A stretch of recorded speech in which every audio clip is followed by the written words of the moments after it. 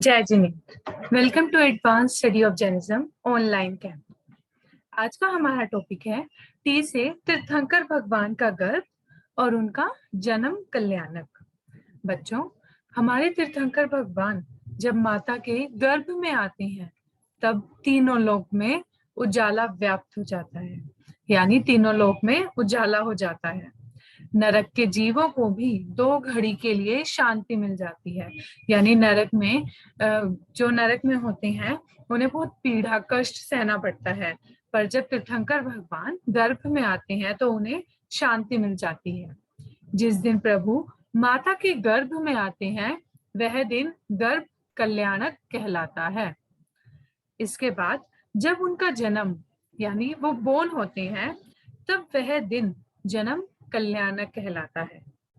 यानी जिस दिन उनका बर्थ होता है, आप जिसे बर्थडे बोलते हो उसी को हम जन्म कल्याणक बोलते हैं जब किसी तीर्थंकर का बर्थ होता है। भगवान महावीर का बर्थडे हमें तप और त्याग करके ही सेलिब्रेट करना चाहिए। आप अपना बर्थडे केक के साथ और डांस करके करते हो, बट जो तीर्थंकर का बर्थडे होता है हमें वो तप करके और त्याग करके सेलिब्रेट करना चाहिए। भगवान का जन्म 2 इंद्र भी मनाते हैं और उनके जन्म से नरक में 2 घड़ी के लिए शांति व्याप्त हो जाती है, परंतु हमारे जन्म से किसी को शांति नहीं मिलती है। जब हमारा जन्म होता है, यानी जो तीर्थंकर नहीं होते उनका जन्म होता है, तो किसी को भी शांति नहीं मिलती।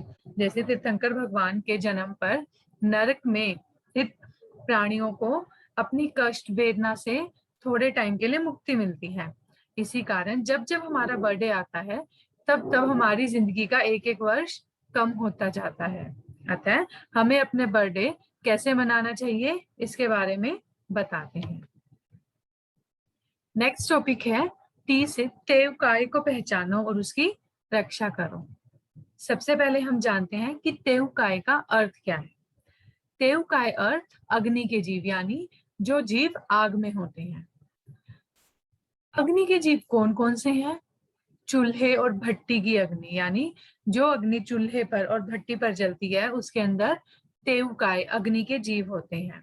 धुएं और भाप की अग्नि, चकमक और बिजली की अग्नि, दीपक और मोमबत्ती की अग्नि, ज्वालामुखी की अग्नि, घर में बल्ब, पंखा, गीजर, एसी, वॉशिंग मशीन जिनसे चलते हैं उसकी अग्नि।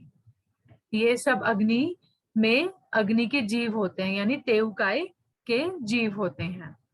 तीर्थंकर भगवान ने बताया है कि इस प्रकार की अग्नि की एक चिंगारी में असंख्यात जीव होते हैं।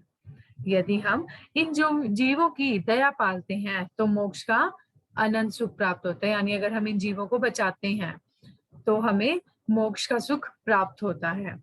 यानी जितना हो सके आपको चूल्हे भट्टी कम चलाना चाहिए, बिजली कम वेस्ट करनी चाहिए, बिना किसी मतलब के बल्ब नहीं खोलना चाहिए, पंखा खुला छोड़कर दूसरे कमरे में नहीं जाना चाहिए। अगर आप ये सब करेंगे तो आपको मोक्ष का अनंत सुख प्राप्त होगा। अग्नि के जीवों पर दया किस प्रकार करनी चाहिए? टीवी न देखें, बिना किसी कारण के इलेक्ट्रिक स्विच ऑन ऑफ न करें, दीपक, अगरबत्ती, धूप, दीप आदि न जलाएं, पटाखे न फोड़ें। हमें दिवाली पर पटाखे नहीं फोड़ने चाहिए क्योंकि उनसे एक तो तेहूकाय की जीव की हत्या होती है और दूसरे आसपास के जीव भी डर जाते हैं। गैस, स्टोव, चूल्हा आदि बिना किसी कारण के न जलाएं। टाइम पास करने के लिए मोबाइल, कंप्यूटर आदि में वीडियो गेम न खेलें। होली न जलाए न जलते हुए देखें। होली में हम रात को लकड़ियां जलाते हैं ना, वो हमें नहीं जलानी चाहिए। गर्म वस्तुएं खाने का आग्रह न करें। लाइट, पंखा, एसी कम से कम, टीवी थोड़ा, कंप्यूटर थोड़ा, मोबाइल छोड़ो fast fast. Gas, oven, mixer की दया पालो भाई, दया पालो। सिनेमा देखने से पाप बंधाएं, जीव भाई नरक में जाए।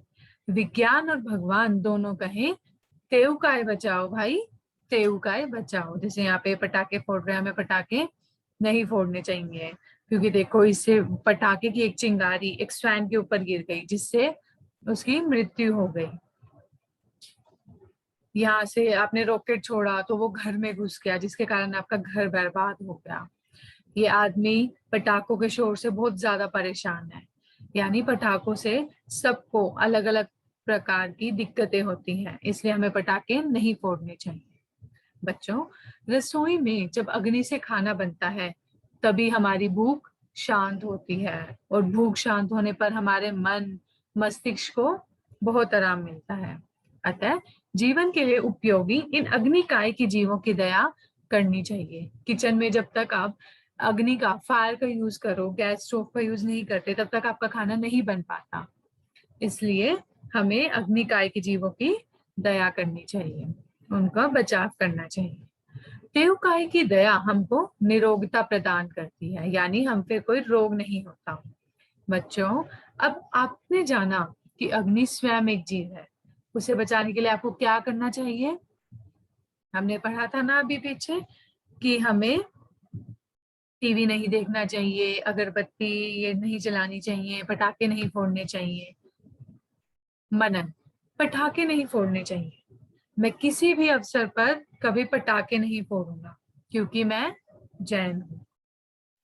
मोक्ष, हाँ, पटाखे फोड़ने से पक्षी मर जाते हैं, उनके घोंसले जल जाते हैं, और इसके अलावा बहुत सारे कीड़े मकोड़े भी मर जाते हैं, इसलिए मैं भी पटाखे नहीं छोड़ूंगी। जीवन में प्रतिदिन उपयोग में आने वाले यांत्रिक साधन कभी कभी मृत्यु का कारण बन जाते हैं, यानी जैसे सर्दी भगाने अथवा भोजन बनाने के लिए प्रयोग में लाने वाला हीटर कभी कभी फट जाता है। आपने सुना है ना कि सर्दियों में हम गीजर का यूज करते हैं, वो कभी कभी फट जाता है। यदि घर में शॉर्ट सर्किट हो जाए तो आग लग जाती है। यदि 2 वर्ष का चिंटू बिजली से चलते पानी के गीजर में हाथ डाल दे तो करंट से चिपक कर उसकी मृत्यु हो सकती है। यहाँ पे देख रहे हैं ये नन्हा बालक गीजर में चलता हुआ पानी में हाथ डाल रहा है, इससे हमें करंट आ जाता है और करंट आने के कारण मृत्यु हो सकती है। इसके अलावा हम थोड़े सुख के लिए एसी, पंखा, लाइट आदि का प्रयोग करके न जाने कितने जीवों की बलि चढ़ा देते हैं। जैन धर्म अहिंसा परमो धर्म है, यानी वो अहिंसा को परम मानता है, श्रेष्ठ मानता है। अतः अपने हृदय में दया का भाव रखकर हमें अग्निकाय की जीवों की दया पालनी चाहिए। सर्दी में हीटर के प्रयोग के बदले शॉल, कंबल आदि का प्रयोग करें, यानी हीटर का यूज मत करो सर्दियों में, उसके जगह आप लोग शॉल ले सकते हो, कंबल ले सकते हो, जिससे आपको गर्म महसूस होगा। पंखे का प्रयोग न करके कपड़े धूप में सुखाएं। कुछ लोग कपड़े पंखे में सुखाते हैं, उसके बजाय हमें नेचुरल सनलाइट यानी धूप का इस्तेमाल करना चाहिए। शादी विवाह पार्टी आदि दिन के उजाले में करें। लाइट का प्रयोग कम से कम करने के लिए एक ही कमरे में बैठने की आदत डालें। अलग अलग कमरे में बैठने की बजाय आप सबको एक कमरे में बैठना चाहिए, इससे ज्यादा लाइट नहीं जलेंगी और आप तेवकाय के जीवों की रक्षा कर पाएंगे। हमारा थोड़ा सा ध्यान बचाएगा अग्नि के जीवों की जान। हम अपने जीवन में रोज सुनते हैं, बिजली बचाओ देश बचाओ। तो अब आप सब भी बिजली बचाओगे, तेवकाय के जीवों को बचाओगे, बिना मतलब के पंखे लाइट आदि नहीं खोलोगे, और पंखा खुला छोड़कर एक कमरे से दूसरे कमरे में नहीं जाओगे। जय जिनेंद्र।